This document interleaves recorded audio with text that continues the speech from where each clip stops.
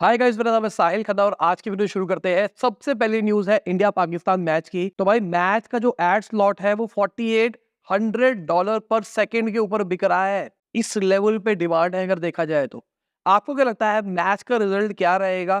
क्योंकि मुझे लगता है यहाँ पे जो मैचेस हो रहे हैं ना, इसके अंदर पिच बहुत बड़ा इंपॉर्टेंट रोल प्ले कर रही है। बॉलिंग इंपॉर्टेंट रोल प्ले कर रही है।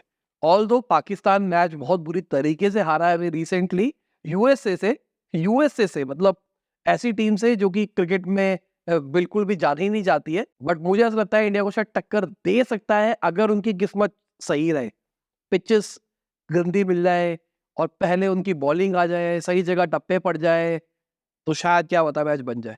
बाकी अगर ऑन पेपर बात करके चले तो इंडिया के जीतने के हाई चांसेस है। बिजनेस न्यूज का पार्ट नहीं है, बट मैं एक क्रिकेट फैन हूं तो मैंने इसलिए आपको बता दिया। अगली खबर एचएसबीसी की है। तो उन्होंने इलास्टिक रन की वैल्यूएशन घटाई है, $800 मिलियन पे ले गए हैं और ये भी एक यूनिकॉर्न थी। $1.5 बिलियन की वैल्यूएशन थी 2022 के अंदर। $300 मिलियन इन्होंने रेस करे थे और हम देख रहे हैं एचएसबीसी यूनिकॉर्न किलर बन रहा है। यूनिकॉर्न की वैल्यूएशन घटा रहा है।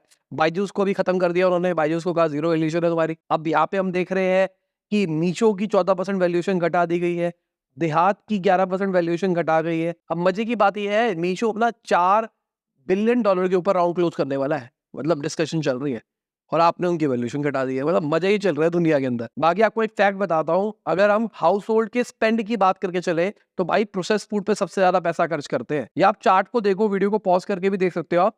तो यहाँ पे पता लग रहा है किस किस स्टेट के अंदर किस किस परसेंटेज के अंदर स्पेंड होता है किस किस कैटेगरी की चीजों के ऊपर, हाउस होल्ड के जो भी खर्चे हो रहे हैं उसके अंदर। आप देखो क्या हाल है, कौन लोग फ्रूट्स ज्यादा लेना पसंद करते हैं और कौन लोग बेवरेजेस ज्यादा लेने के लिए पसंद करते हैं। अगर आप देखोगे ओवरऑल एवरेज के अंदर बेवरेजेस आगे है मिल्क प्रोडक्ट से। अगर मेडिकल एक्सपेंसेस की बात करके चले तो केरल को आप देखो ऑलमोस्ट 18% के आसपास उनका मेडिकल एक्सपेंस होता है परसेंटेज वाइज। ये नंबर थोड़े डाइजेस्टेबल नहीं थे मेरे लिए। मैंने क्रॉस चेक करा, मैंने कहा नंबर ठीक भी है। 18% घर का खर्चा मेडिकल एक्सपेंसेस में जाता है केरल में। वेस्ट बंगाल में भी आप 17% देख लो, आंध्र प्रदेश में भी देख लो, पंजाब में भी देख लो। तो भाई मेडिकल के ऊपर भी लोग खर्चा करते हैं इतना ज्यादा। इंश्योरेंस मुझे लगता है लोगों को ले लेना चाहिए, मेरे हिसाब से एक इंपॉर्टेंट चीज है। एक और फैक्ट बताता हूँ आपको, 29% जो आईआईटी ग्रेजुएट्स हैं उन्होंने जॉब सिक्योर नहीं करी है 2016 से। जो नए आईआईटी कैंपस है वहां पर 50% तक लोगों को नौकरियां नहीं मिलती है। 32% आईआईटी ग्रेजुएट्स को 2016 से 2019 के बीच में प्लेसमेंट नहीं मिली है। प्रवीण त्यागी जो कि पेस आईआईटी के फाउंडर है, उन्होंने ऐसा एड्रेस किया है कि भाई ये सब कुछ इसलिए हो रहा है क्योंकि स्टाफ की कमी है, ढंग से मैनेजमेंट काम नहीं कर रही है। पर अगेन अगर आईआईटी वालों को नौकरी नहीं मिलेगी तो किसको मिलेगी? अभी तो हम देख रहे हैं एक पूरा पूरा कलेश चल रहा है पूरे पूरे इंटरनेट के ऊपर, नीट एग्जाम के ऊपर, कि लोगों ने नीट का एग्जाम दे दिया है। आप पूरे नंबर ला रहे हो फिर भी आप प्रीमियर कॉलेज में शायद एडमिशन नहीं ले पाओगे, है ना। नीट का एग्जाम देके आपको एम्स में जाना है, सबसे बड़ी बात ये। तो सब बंदे एम्स में नहीं जा सकते क्योंकि एम्स की सीटें कम है और जो लोगों के फुल नंबर आए हैं वो ज्यादा है। तो भाई कुछ तो होना चाहिए इस चीज के ऊपर। अब बहुत सारी बातें हैं इसके अंदर, तो आप बहुत सारे लोगों की वीडियोस देख लेना। बाकी मैं तो उस पर आवाज उठाता हूँ कि दोबारा से एग्जाम कराओ या फिर कुछ करो उसके अंदर सॉल्यूशन ना, जो लोगों को ग्रेस दिया गया उसके ऊपर ध्यान दिया जाए। अब अगला एक और फैक्ट बताता हूँ, हमने अपनी एक वर्कशॉप निकाली है टाइम मैनेजमेंट के ऊपर। मात्र ₹300 का प्राइस रखा है। रिकॉर्डेड वीडियो है ये, मात्र 6 वीडियो है छोटी छोटी। और ये मेजरली हमने बिजनेस ओनर्स या फ्रीलांसर्स या एंटरप्रेन्योर्स के लिए ही डिजाइन करी है। हमने बताया है किस तरीके से आप अपने टाइम को मैनेज कर सकते हैं, किस तरीके से आप टीम के टास्क को बेटर अलाइन कर सकते हैं, टीम का फोकस बेटर कर सकते हैं, कैसे आप अपने आप को बेटर जान सकते हैं कि आपको किस चीज के अंदर फोकस करना चाहिए, अपने पीक आवर्स को कैसे कैलकुलेट कर सकते हैं। ये हमने खाली टाइम मैनेजमेंट का कोर्स नहीं बनाया है। टाइम मैनेजमेंट मेरे यूट्यूब पे पहले से फ्री कर रखा है, उसको देख लेना। बट मुझे लगता है ये प्रोडक्टिविटी के ऊपर है, किस तरीके से आप अपने बिजनेस की प्रोडक्टिविटी को बहुत नेक्स्ट लेवल ले जा सकते हैं। सिर्फ 6 वीडियोस है और मुझे लगता है कि ये 6 वीडियोस के अंदर आपका बिजनेस है यहाँ से यहाँ पहुंच जाएगा अगर आप वीडियोस को ढंग से समझ के अपने बिजनेस के अंदर अप्लाई करोगे। और मैं प्लीज एक छोटी सी अपील करता हूँ, अपने प्राइस भी जान करके कम किया है। जो लोग कोर्स लेते हैं, छोटा कोर्स है, संडे है, एंजॉय करो, एक दिन के अंदर खत्म कर दो। आपका जो भी एक्सपीरियंस हो उसको आप वीडियो के कमेंट सेक्शन में जरूर डालना और हमारी ऐप के अंदर भी टेस्टिमोनियल का ऑप्शन है, वहां पे भी जरूर डालना। ताकि हमारे पास भी यार आए ना फीडबैक कि हम क्या-क्या मॉडिफाई कर सकते हैं, क्या-क्या नहीं कर सकते। क्योंकि मेरा आइडिया यही है कि अब मैं बिज़नेस कोर्सेज़ बनाना शुरू करूँगा धीरे-धीरे करके, जहाँ पर बिज़नेस की मदद कर पाऊँ, ताकि वो स्ट्रक्चरली बेटर अलाइन हो पाए, अपनी टीम की परफॉर्मेंस को अलाइन कर पाए, डेलीगेशन बेटर तरीके से कर पाए, इस टाइप की चीज़ें लेके आई जाएगी। तो पहला उसका एक्सपेरिमेंट है कि टाइम मैनेजमेंट वर्कशॉप। हमारा जो यूट्यूब वाला कोर्स है वो भी लाइव हो चुका है। उस पे 10% डिस्काउंट दे रहा हूँ मैं। पहले हमने 20 दिया था, अब वो 10% कर दिया है। जिनको लेना है 10% डिस्काउंट के ऊपर ले सकते हैं।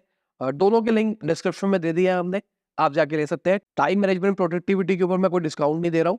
इसके ऊपर मान के चलो आने वाले टाइम में रेट बढ़ाएँगे धीरे-धीरे करके, ये ऑलरेडी डिस्काउंटेड ही है। बाकी भाई एक और अपडेट देना चाहूँगा, जो हमारा साहिल खन्ना टॉक शो है, उसका फ्यूचर क्या होने वाला है, उसपे और कैसी कैटेगरी का कंटेंट आने वाले हैं, एस्ट्रोलॉजी से हट के भी आने वाले हैं, उसकी पूरी-पूरी मैंने वीडियो बनाई है, जहाँ पर मैंने ये भी बताया है कि ऑलमोस्ट 98% एस्ट्रोलॉजर्स फेक हैं।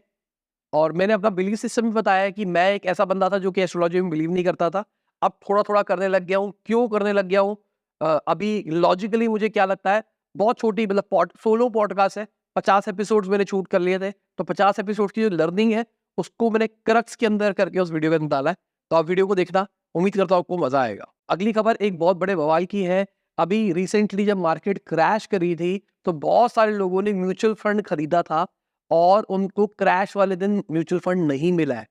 और ये तो भाई बहुत बड़ी बात हो गई ना। कहते हैं कि जब क्रैश होता है उस टाइम पे लोग अगले दिन मार्केट रिकवर कर गई, उनको गेन ही नहीं हुए और अगले अगले दिन उनको मिले हैं। तो रिटेल इन्वेस्टर्स को इस चक्कर में लॉस हुआ है। अगर इंडस्ट्री एक्सपर्ट्स की बात मान के चले तो 95 से 98% जो म्यूचुअल फंड ट्रांज़ैक्शन थी, वो जून 4 को हुई थी और उनके ऊपर कोई इफ़ेक्ट नहीं आया। और कम से कम 10,000 ऐसी ट्रांज़ैक्शन थी जिनको इश्यू फेस किया है यहाँ पर। तो भाई 10,000 लोगों के ऊपर भी इश्यू हुआ है, मान के चलो 7-8% का तो लॉस हो गया उनको। मतलब लॉस नहीं कहूँगा, जो पोटेंशियल गेन हो सकता था वो 7-8% तक नहीं मिल पाया। अगली खबर अडानी ग्रुप की है, तो वो इन्वेस्ट कर रहे हैं $1 बिलियन श्रीलंका के अंदर विंड प्रोजेक्ट के अंदर, और यहाँ पे $740 मिलियन इंफ्रास्ट्रक्चर रिलेटेड एक्सपेंसेस हो गए और बाकी शायद ऑपरेशनल एक्सपेंसेस हो गए। अगली खबर एथर की है, तो फ्लिपकार्ट के जो को-फाउंडर है सचिन बंसल कंप्लीटली एग्जिट कर गए हैं वहां से। उन्होंने अपने रिमेनिंग जितने स्टेक्स थे वो सब कुछ बेच दिया है। कहा जा रहा है उन्होंने अपने 2.2% स्टेक्स हीरो मोटोकॉर्प को बेचे हैं 124 करोड़ के ऊपर, और निखिल कामत को बचे हुए सारे स्टेक्स उन्होंने बेचे हैं। कहा जा रहा है हीरो मोटोकॉर्प को 5,636 करोड़ की वैल्यूएशन के ऊपर बेचा गया है। हीरो मोटोकॉर्प ने दिसंबर 2023 के अंदर 140 करोड़ रुपए इन्वेस्ट किए थे कंपनी के अंदर 4,666 करोड़ की वैल्यूएशन के ऊपर। मतलब कंपनी की वैल्यूएशन बढ़ती हुई दिखाई दी है यहाँ पर समझ में नहीं आई कहानी। एथर की नंबर्स तो घटते हुए दिखाई दे रहे हैं, बट वैल्यूएशन बढ़ती हुई दिखाई दे रही है। अगर मैं एआई पेन मेकर ह्यूमन की बात करके चलूं, तो एचपी उसको खरीद सकता है, $1 बिलियन की सेल हो सकती है।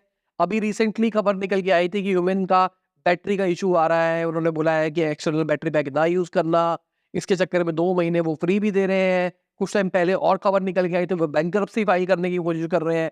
वो कह रहे हैं मुझे कोई खरीद लो, 750 से $1 बिलियन के बीच में खरीद सकते हैं। एचपी $1 बिलियन मतलब अपर लिमिट पे खरीद रहा है। अब सुनने में ऐसा लग रहा है खबर वेक भी हो सकती है, बट भाई एचपी का ट्रैक अच्छा नहीं है। एचपी उल्टी सीधी जगहों पे इन्वेस्ट करता रहता है। उन्होंने 2010 के अंदर पाम के अंदर भी $1.2 बिलियन लगाए थे उसको खरीदने के लिए। तो देखते हैं इसको खरीदते हैं या नहीं खरीदते। बाकी मुझे लगता है ये प्रोडक्ट अच्छा नहीं है। इतना पैसा इन्वेस्ट किया जा रहा है, बेकार प्रोडक्ट है। बहुत सारे लोगों को आप रिव्यू देख लेना, सबके सब बोलते हैं इफेक्टिव नहीं है, स्लो है, बहुत कुछ है। भाई चैट जीपीटी को देखो ना, 4o निकाल दिया है, ऐप में डाल लो, मजे से यूज करो, फ्री वर्जन है। क्यों मैं पैसे खर्च करूं इन सारी चीजों के लिए। बाकी अगर हम एआई की बात करके चले, तो अगर कोई बहुत टाइम से बिजनेस न्यूज हमारी फॉलो करता है, फेसबुक ने 2017 के अंदर अपना एआई इंजन बंद कर दिया था, क्योंकि वो अपनी लैंग्वेज डेवलप करके बैठा, जहां पर वो आपस में बातें कर रहे थे, जहां पर जो 2 बॉट्स थे वो आपस में बोल रहे थे I can I everything else, और दूसरा रिप्लाई कर रहा था balls have zero to me to me to me. उसके बाद जब इस लैंग्वेज को ढंग से एनालाइज करा गया, तो पता लगा ये शॉर्ट हैंड इंग्लिश लैंग्वेज का यूज करा जा रहा है इफेक्टिव तरीके से। तो इस चक्कर में लोग भगला गए थे और ये उन्होंने अपने एआई प्रोजेक्ट को बंद कर दिया था। बट खबरें ये कह रही है वो भगलाए नहीं थे, उनको लगा वायबल नहीं है इसलिए उन्होंने रोक दिया। तो समझने की कोशिश करो एआई में फेसबुक कितना आगे चल रहा था, और शायद मुझे लगता है तभी फेसबुक इतना कुछ ओपन सोर्स के अंदर इतनी तेजी से निकाल पा रहा है। अगर हम एप्पल की बात करके चले तो उनका जनरेटिव एआई आ सकता है, 1-2 दिन के अंदर ये अनाउंसमेंट हो जाएगी। बट खबरों की मान के चले तो भाई आईफोन 15 के अंदर भी वो ऑप्शन नहीं आएगा। 15 प्रो के बाद वाले मॉडल्स में आएगा। तो 15 अगर आप लेने का प्लान कर रहे हो भी मत लेना, वेट कर लो।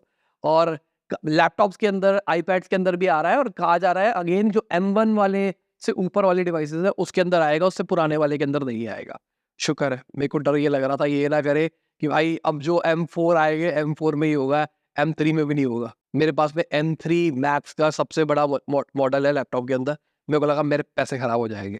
बाकी मुझे पर्सनली लगता है तो टाइम बताएगा कि मैं गलत हूँ या सही हूँ। एप्पल इंटीग्रेट एआई का बहुत अलग तरीके से और बहुत अच्छे तरीके से करेगा, जो कि शायद बाकी लोग नहीं कर रहे।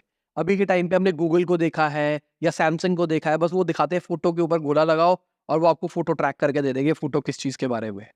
यहाँ पे कहा जा रहा है वो सीरी के अंदर इंटीग्रेट करने वाले हैं, जहाँ पर दोनों कंप्यूटेशनल पावर यूज करी जाएगी, लोकली भी और क्लाउड वाली भी। जो चीज़ें लोकली प्रोसेस हो सकती है उसको लोकली आंसर दे दिया जाएगा, और जिसके लिए क्लाउड चाहिए होगा उसके लिए क्लाउड में प्रोसेस होगा। देखते हैं क्या होता है क्या नहीं होता। मैं एक्साइटेड हूँ उस चीज़ को लेके, जनरली बताऊँ।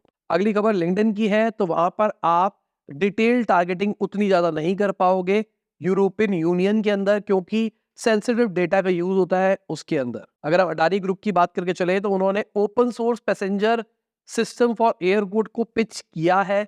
जो अरुण बंसल है, जो चीफ है अडानी एयरपोर्ट के, उन्होंने बोला है कि मोनोपोली चला रखी है इन कंपनियों ने, हम बहुत सारी दिक्कतें हम फेस कर रहे हैं, एक ओपन सोर्स होना चाहिए।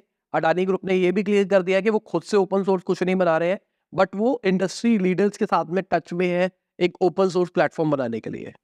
देखते हैं क्या होता है। अगली खबर सैमसंग की है, तो सैमसंग में पहली बार कंपनी की हिस्ट्री के अंदर स्ट्राइक एक्सपीरियंस हो रही है। सैमसंग स्टार्टिंग से ही एंटी स्ट्राइक वाला था, और ये स्ट्राइक अगर देखा जाए स्ट्रैटेजिकली टाइम करी गई है ताकि इम्पैक्ट को मिनिमाइज किया जा सके मैन्युफैक्चरिंग आउटपुट के ऊपर, क्योंकि वहां पे नेशनल हॉलिडे चल रहा है और वीकेंड चल रहा है, तो उतना बड़ा इम्पैक्ट नहीं पड़ेगा मैन्युफैक्चरिंग कैपेसिटी के ऊपर। बट स्ट्राइक हुई है। सैमसंग ने अभी रिसेंटली $1.4 बिलियन का प्रॉफिट रिपोर्ट किया Q1 के अंदर, पर उससे पहले वो लॉस रिपोर्ट कर रहे थे कॉन्स्टेंटली। तो अभी वो प्रॉफिट रिपोर्ट कर रहे हैं, तो शायद सबके सब कह रहे हैं वेजेस बढ़ाई जाए, पैसा हम तुमने कमाया तो थोड़ा पैसा हमको भी दे दो। बाकी सैमसंग को देखा जाए उनकी पॉलिसी स्टार्टिंग से ही यूनियनाइजेशन के खिलाफ थी। पिछले 50 साल से उनकी कंपनी में स्ट्राइक वर्ड को टैबू कंसिडर किया जाता था, बट फाइनली हम देख रहे हैं उनकी कंपनी में टैबू होता हुआ। अगली खबर, चेतक निकाल दिया है बजाज ने ई स्कूटर की फॉर्म के अंदर 96,000 के आसपास का प्राइस रखा गया है। अगर इनके कॉम्पिटिटर्स की बात करके चले सेम सेगमेंट के अंदर, तो ओला S1X आपको 70,000 में मिलती है, एथर की जो गाड़ी है वो आपको 1.1 लाख में मिलती है, और टीवीएस की iQube भी 1.1 लाख के ऊपर मिलती है। बाकी मुझे लगता है अब आप लोगों के पास भी, बहुत सारे लोगों के पास में ईवी स्कूटर्स आ गए होंगे। कमेंट सेक्शन में बताओ कैसा एक्सपीरियंस रहा है, क्या दिक्कतें देता है नहीं देता, क्योंकि मेरे भाई के पास में ओला है, अभी रिसेंटली लिया था उसने, तो उसमें दिक्कतें आई थी। अभी रिसेंट मतलब इतनी जल्दी उसकी मोटर खराब हो गई थी, फिर कलेश किया, क्या 70,000 रुपये का खर्चा है।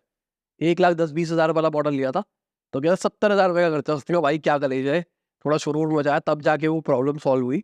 बट हाँ, हम तो शोरूम मचा लेते, बाकी लोगों के लिए उतना आसान नहीं होता शोरूम मचाना। अगली खबर वंदे भारत की है, तो उनकी एवरेज स्पीड घटती हुई दिखाई दी है पिछले 3 साल के अंदर, 84 से 76 किलोमीटर के ऊपर आ गई है। फास्ट ट्रेन निकाली गई थी, स्पीड कम क्यों हो रही है? ये तो इंडियन बॉलर हो गए है ना, स्टार्टिंग आते फास्ट, धीरे धीरे करके उनकी बॉलिंग स्पीड कम होने लग जाती है। बाकी ये लोग हैं हमारे सपोर्टर्स, जिनकी वजह से डेली हम आपका बिजनेस न्यूज ला पाते हैं। Thank you for supporting us. और इसी के साथ आज की बिजनेस न्यूज खत्म होती है। उम्मीद करता हूं आपको मजा होगा। लाइक कर देना, शेयर कर देना, कमेंट वीडियो कैसी लगी। बाय, गुड डे, शबा के, गुड हाफिज, गुड मॉर्निंग, आफ्टरनून, जब भी आप वीडियो देख रहे हैं। जय हिंद, वंदे मातरम।